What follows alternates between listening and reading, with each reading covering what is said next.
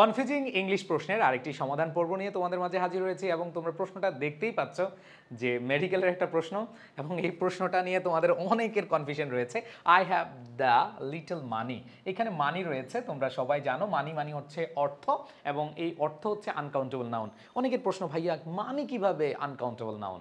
মনে রাখবা টাকা, রুপি, ডলার, ইয়েন, দিনার এগুলো হচ্ছে কি কাউন্টেবল, বাট সব মিলিয়ে অর্থটা হচ্ছে কি uncountable noun. So uncountable noun যদি হয় তাহলে কোন ডিটারমিনারটা বসাবো? তোমরা এখানে দেখতে পাচ্ছ এই অপশনগুলো হচ্ছে কি ডিটারমিনারে। সো কোন ডিটারমিনারটা তোমরা বসাবা?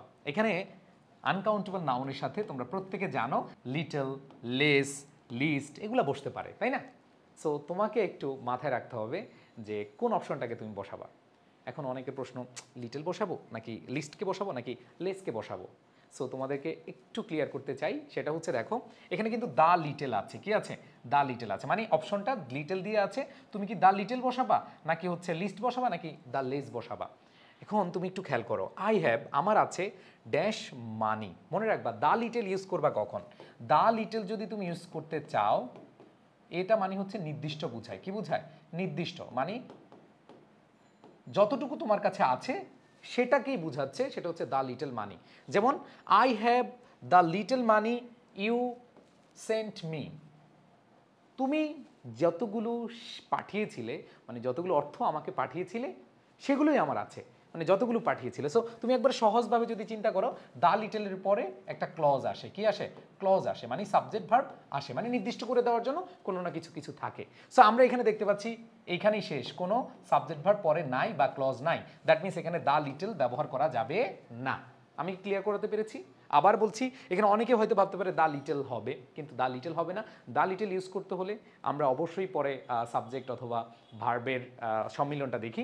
সো তোমাদেরকে যদি একটু দেখাই যে আই হ্যাভ দ্য লিটল মানি, আমার আছে দ্য লিটল মানি, ওই অর্থগুলোই, নির্দিষ্ট অর্থগুলি ইউ সেন্ট মি, যেগুলো তুমি পাঠিয়েছিলে আমাকে। তার মানে যদি ওই কথাটা থাকতো তাহলে তুমি দা লিটল দিতে পারতা, বাট এখানে দা লিটল হবে না।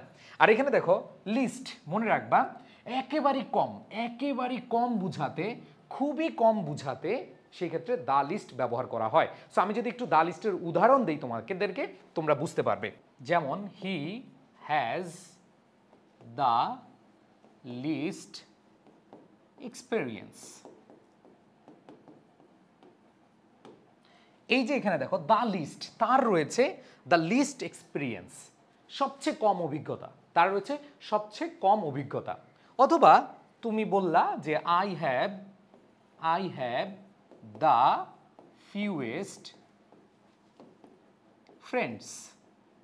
I have the fewest friends মানে হচ্ছে আমার আছে সবচেয়ে কম বন্ধু বান্ধব।